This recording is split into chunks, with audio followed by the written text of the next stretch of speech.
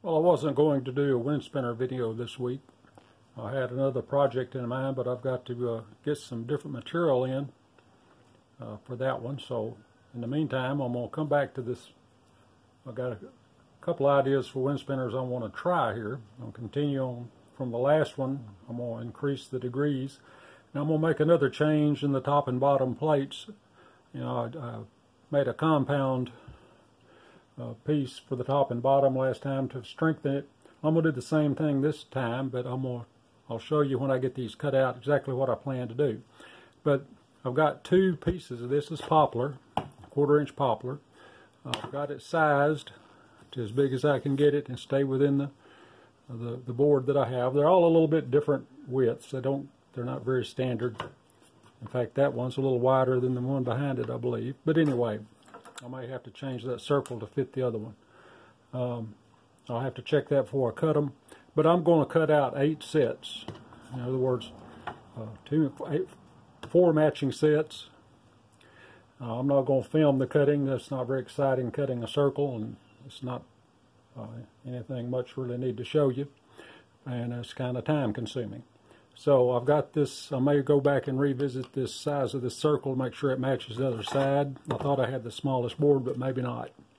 Anyway, I'm going to cut these 4 circles, these 4 sets, and I'm going to end up with that enough to try 2 Windspinners. I've got 2 ideas.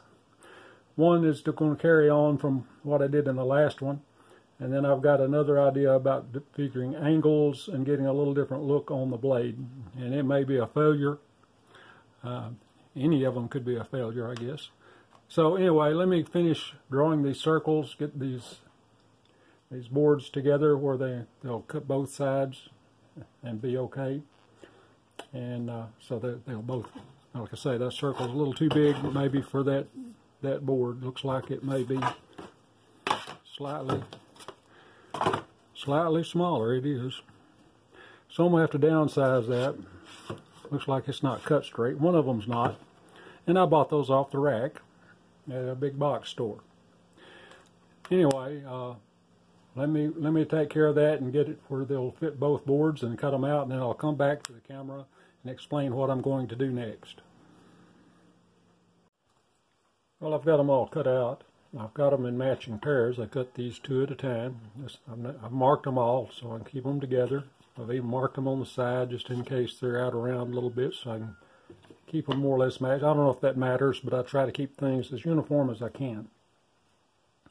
So what I'm going to do, I'm going to take 2 pair of these, and I'm going to take half off of each one, and I'm going to pair those together, and I'm going to cut the angles in those.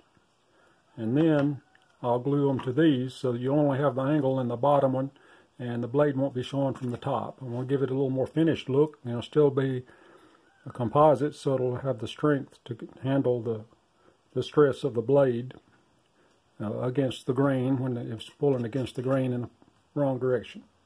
So I'm going to cut these at 15 degrees. I cut the last ones at 12. I went from 10 to 12. I'm going to go from 12 to 15. And I'm going to try this with just the slot cut in the bottom half of the lid, the top and bottom. I got a different idea for this. We'll talk about that later. I'm going to devise a different way of figuring the slots so that I can get the blades at an angle without putting them in stress. I don't know that I can do it, but I've got an idea on how to try it. It's just a matter of getting it in place and marking the proper angles. Both angles, not only the angle up and down, but the angle in relation to the center of the bottom of the top piece. Right now I've got the angles coming like off at 30 degrees off of the up and down line. I'm going to see if I can figure an angle for the top and bottom to slant the blade without putting them in stress. I kind of like the stress, the twist it puts on them. I think that helps it spin. But I'm going to experiment with a little different procedure of figuring that angle. I'm just using the same angle on all of them. This angle right here, I think that's a 30-degree angle. And then that's where I'm going to do this one. What I'm about to do, I'm going to mark the top and bottom, and I'm going to cut 30-degree angles on top and bottom. I'm going to stack them together and cut it like I've been doing. And then I'll see if I can put it together.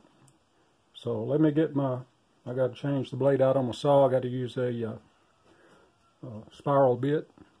And I got to get my angle set on the table. And then I'll cut I got to line this out in the spots. I'm going to put 8 blades like I've been doing.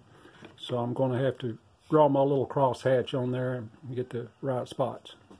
So let me get that done, and next we'll be at the saw. I'll cut those angles. Okay, so I got these two together with some glue, super glue and tape. Got them sanded to match each other as well as I can. Got my spots drawn where I want to make the cuts, and I've got the table set at 15 degrees, and I got a new spiral number 3 blade in there. So I'll see if I can cut that. I got me a piece of plywood here to check, make sure I get these slots cut where the blade will fit in. So I'm going to cut these 8, and then we'll assemble it and see how it works.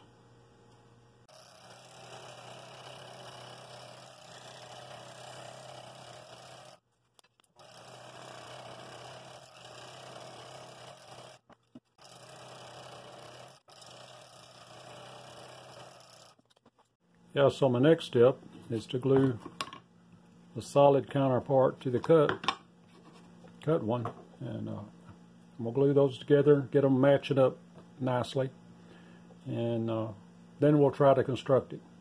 So let me get these glued together. Next thing you see, hopefully it'll be trying to construct or have it constructed. Sometimes it's kind of difficult to construct. I have trouble doing it while I'm filming. So, but right now I'm going to glue these together and let them set long enough so that they won't come apart when I'm working with them. So here's my next generation tops and bottoms. They're still composite, but it's only got the slot cut in the bottom half of the composite. This also is a 15-degree angle, whereas the last one was I believe a 12-degree angle. So I'm going to see if I can put this together. I'm going to use the same blades that I used in the last one. Well, I got it together. This one was the most difficult of all the ones I've built so far. I think the main problem is you don't have as much slot area to bind the blade up in as you go. And the others, you stick it all the way through and kind of hold it in a bind until you got it in. This is a dry fit. Nothing's glued. It's just hit together by tension. And if I were building a finished model, I'd glue them in as I went, and I wouldn't have that problem, because as it is right now, you get to the third blade, the first two want to fall out no matter what you do.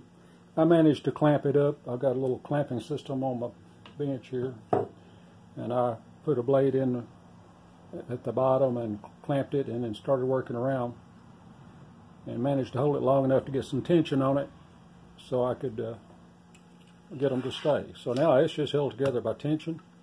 That's the same blades I had in the last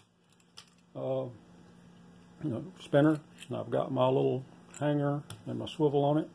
So I've got some pretty good wind today, and I'm going to take it out and see what it does. There it is, it's spinning. It's in a very light breeze.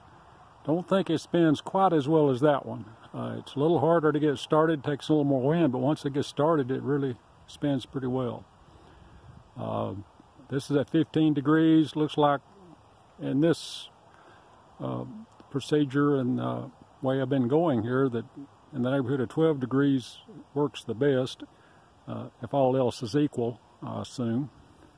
Now, I left this out here yesterday. I brought it out and tried to film, but it was dark. I was in the shade, wasn't good lighting. And of course it's cloudy today, and I don't have great lighting. But the wind was very up and down yesterday, as it is today. We're in the middle of a weather change. We got a front going to come in about 36 hours, so it's unsettled and it's not a constant wind. As you see, this one is still spinning a little bit, whereas this one is not. But when I came out, it was all, I didn't glue it together or anything yesterday. I just had it put together in stress, and it was all in on the ground in pieces. So I had to take it back in the shop and had so much trouble putting it back together, I just went ahead and glued it. And I've discovered once you glue the first two opposite of each other, you can put the rest of them in. Although these are all glued right now. And I'm not real happy with the way it's working. When it gets going, it really works well. But it's not a failed experiment. It's not as good as I was hoping it'd be, at least not yet. I'm going to give it a little more time. And if it does any better, I'll add to this video before I post it. But as it stands right now, it looks like we don't have a strong breeze, but you can see this one is still going. So I may switch out the spinners just to make sure there's not a difference in those. But I'm not real happy the way it's spinning right now. It's not a total failure. So, but anyway, if you like that, hit the like button. And if you're not subscribed, hit the subscribe button, because I'm going to continue with this experiment. I got some more ideas to try, some more angles to deal with, and not necessarily just the angles up and down, the angle back and forth in relation to across the face of the top and bottom. So thanks for watching, and if this thing changes for me, I'll add to this video before I post it. Thanks for watching, and I hope to see you in the next video.